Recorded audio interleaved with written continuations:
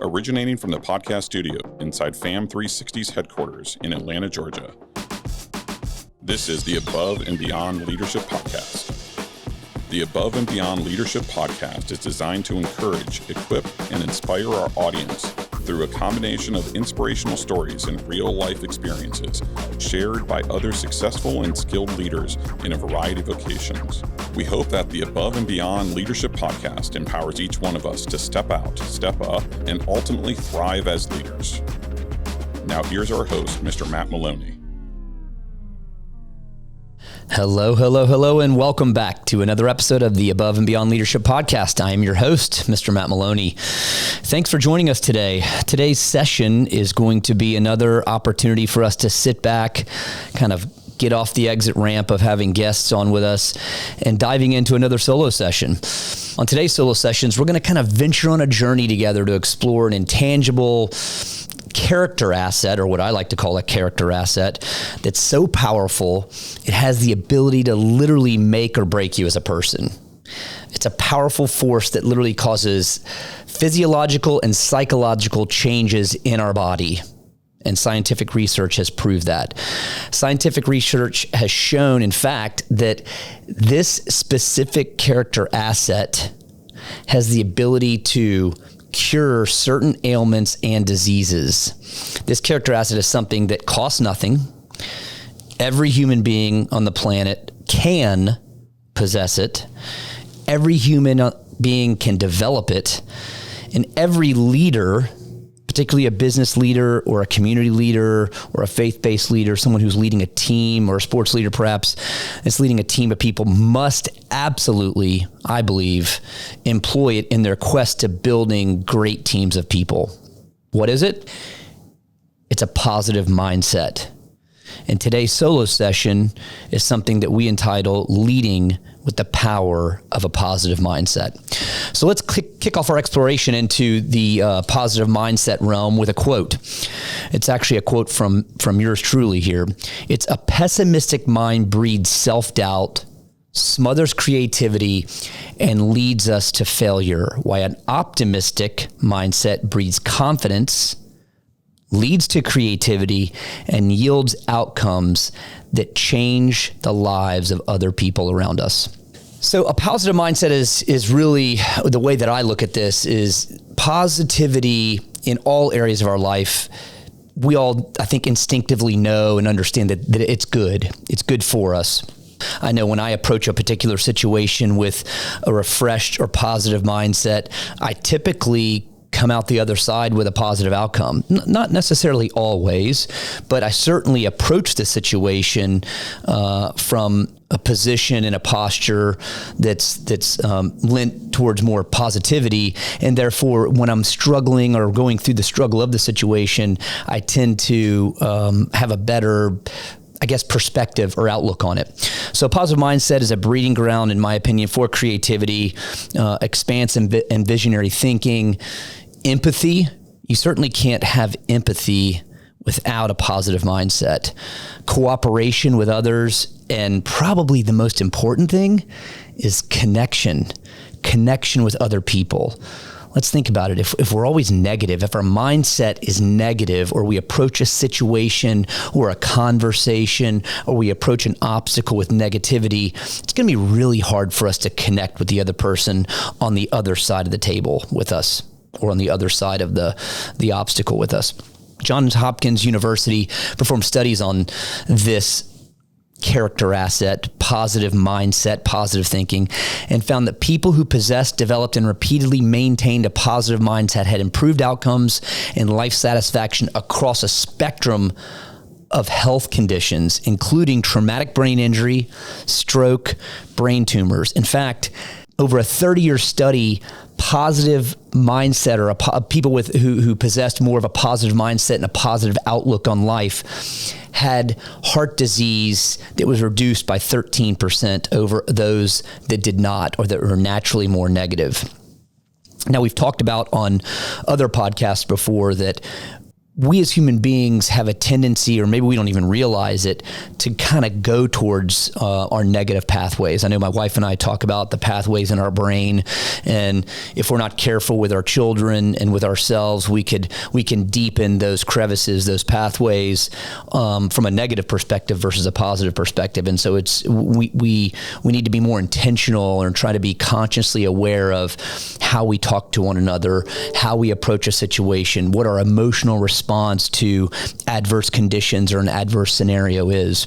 Stanford University actually studied 240 school children and concluded, this is interesting, that a positive mindset had a direct influence on academic success. The children's positive attitude, or those that had a positive attitude, both improved their memory and problem-solving skills, and those children who had a positive mindset had higher IQs than those children who had more of a neutral or negative mindset. So a positive mental attitude also strengthens our ability to navigate uncertainty, deal with stress. By making a conscious choice to have a positive outlook, you become more resilient and strengthen our essentially what I like to say, our mental fitness or our mental health. And this mentality also allows us to be more adaptable and overcome difficult situations with a lot more ease.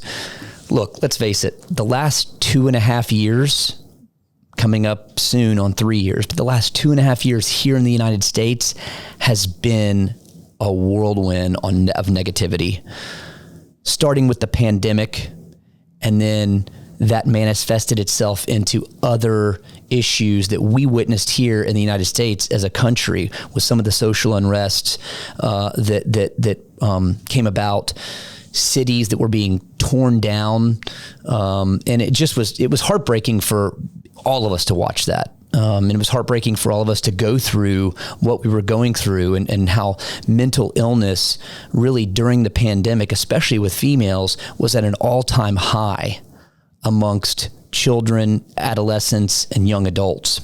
Leaders and aspiring leaders have faced really some of the roughest challenges over the last 2.5, 3 years that we've faced, probably since the Great Recession back in 2007, 2008. So as a leader in a business, we have to not only handle the day-to-day affairs of our organization, but we also have to look at the things and how our decisions within the organization might have an impact on others. So we were asking ourselves questions like, how do I keep my team motivated in the face of uncertainty? How can I inspire the individuals to continue to be engaged, be proactive, and take action? How can I encourage innovation in my organization when, in one hand, we're just trying to perhaps in some cases survive? And many businesses, as we know, during the pandemic did not, unfortunately, survive. And of course, maybe the most critical question for a leader, particular leader who is leading other teams of people and who has a direct influence on those people look to this leader for that leader's tone, tenor, attitude, outlook, is how can I keep myself and my family healthy, happy, productive? How can I keep myself engaged in an emotionally fruitful mindset, or a positive mindset, so that I can continue to encourage and foster growth for my employees or my team members? So these are just some of a few questions that I've heard from colleagues of mine who were leading organizations, whether they're companies, for-profits, not-for-profits, spiritual organizations, other types of organizations during the pandemic. So leading people, though, has always been a challenge, and these days particularly so, thanks to the pandemic. So thus, management, leaders alike, in addition to managing our day-to-day functions, again, we're trying to manage the emotions of our people. And one way to dial into that is to impart tools and resources so that we do maintain a positive mindset, because it really all starts with perspective. The perspective of ourself in that situation. And that ultimately is going to be the catalyst that leads us towards, are we going to be able to maintain a positive mindset, or are we going to go and have a negative mindset towards a situation? So today I'm going to briefly touch on five critical factors in order to help all of us maintain a positive mindset. But before I do, let me further explain. So a positive mindset or positive thinking, it's not just smiling. It's not being cheerful. It's not forcing positivity, if you will. We don't want to force that. We want it to be authentic. Now, it does take work in certain situations, and I certainly understand that not all situations that we're faced with in life are going to allow us to be positive. But it goes back to that perspective and as the starting point. So a positive attitude or a positive mindset is really about a positive mental state of being, right? And it means that we approach every situation and challenge in life with optimism and maintaining the proper perspective as we go into that particular situation. Author Napoleon Hill first introduced this concept in 1937, and he later expanded the subject and published a book called The Success Through a Positive Mental Attitude. And it's a bestseller, and it teaches readers about the health and happiness and success that ultimately depends on our mindset. And that's one thing out of all the variables, out of all the situations that we're faced with, our mindset and our response to those situations, it's the one thing we have control over. We really do. Now, it doesn't mean that we don't lose control. It doesn't mean that we're always going to maintain the best control over, but it's the one thing we have control over, and that is ourselves, our response to the situation. And again, it starts with perspective. Let's face it though, having a positive mindset, keeping a positive mindset, maintaining it sounds good. But again, I'm going to give you what I think are 5 critical factors today that I hope will help at least capture in our minds and give us some tools by which to gain the right perspective so that when we are put into adverse situations or we're going to engage in a difficult conversation or we're facing a difficult circumstance in our personal life, in our business life, a difficult circumstance as a leader making difficult decisions that may impact others. Hopefully these 5 factors will help us and give us tools by which to help navigate that process. So the first one is resilience. In positive psychology, resilience is being able to recover from stressful and challenging life events, right? Resilient people face difficult situations with relative ease, not always, but resilient people can face these difficult situations with a little bit more ease, and they don't give into the negative emotions, which usually for me, it's usually my emotion that gets the best of me. And then the positive mindset's out the door. It's my emotion that's the vehicle carrying me through that situation. And when that happens, I know that's bad. So take the COVID-19 pandemic, for example. Those who thrived during the uncertainty and stress of the pandemic had a consistently positive outlook, and they quickly adapted to the new environment. I talked about this with our teams and our leadership team when we were trying to make decisions during the outset of the pandemic. I've mentioned this on other podcasts before. I think people in uncertain times, they crave certainty. I want to know what the outcome's going to be. I want to know when this is going to be done. I want to know. But the reality of it is we can't provide certainty, but we can provide the next best thing, which is clarity.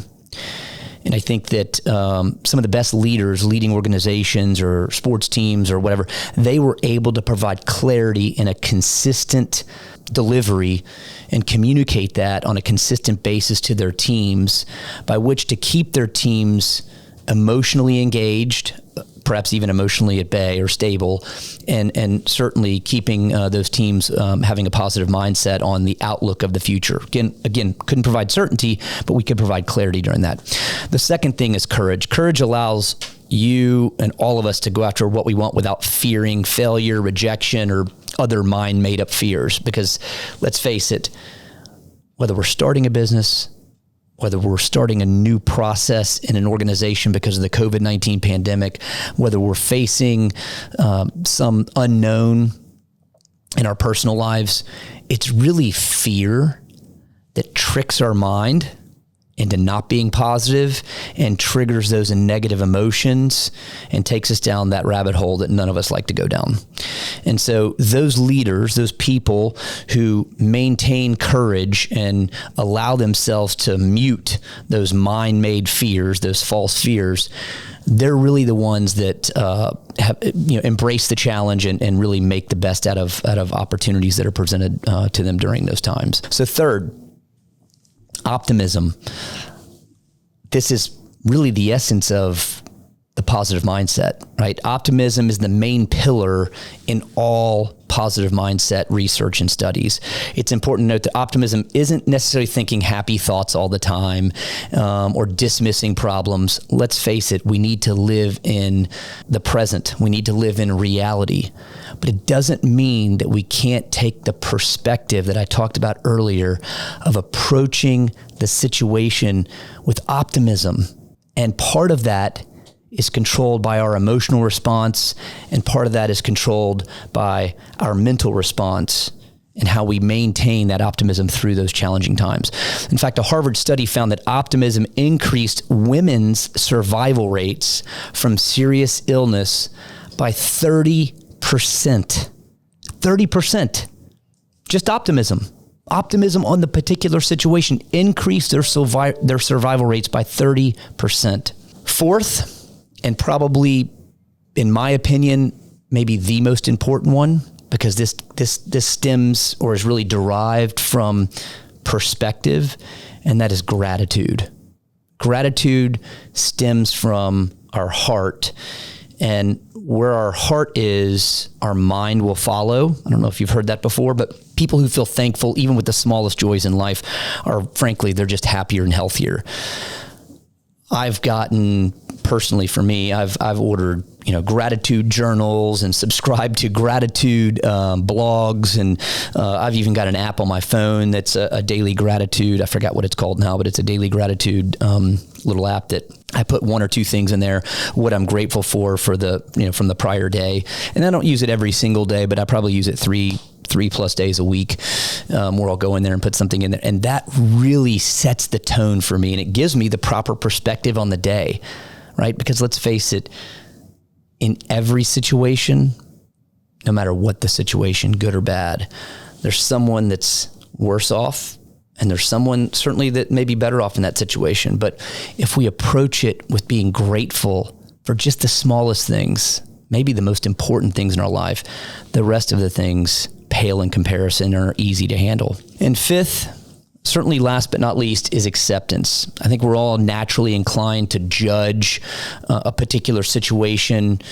We have preconceived notions even before we go into it, and therefore it creates a physiological response in our body and in our emotions, and we go in and we judge the situation, good or bad, before we go into it. But if we stop judging and stop judging it really as positive or negative and just accept it and allow it to be, and then rest back on that perspective of ours, and specifically gratitude and being gracious just for some of the other things we have, it's much easier to navigate that particular situation. So those are the 5 factors. And today I shared those in a brief summary on our solo session today, just to give you a little snippet of and some tools really and resources by which to use or employ as we're trying to train ourselves to have certainly stronger emotions, a better outlook, and overall leading with a positive mindset, or leading with the power of a positive mindset. So I'll close with this quote.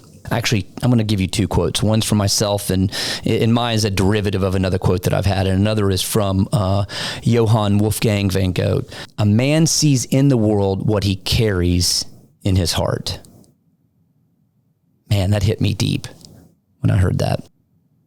And one that I talk about with my teams here at our organization and talk about even with my own children is that our outcomes in life are yielded from 10% of what happens and 90% of how we respond to it. To all our listeners and subscribers out in podcast land, I hope today's episode was both empowering and inspirational. Until the next episode, I pray that our daily journeys are filled with opportunity to lift others up as we aim to go above and beyond. Thanks, everybody.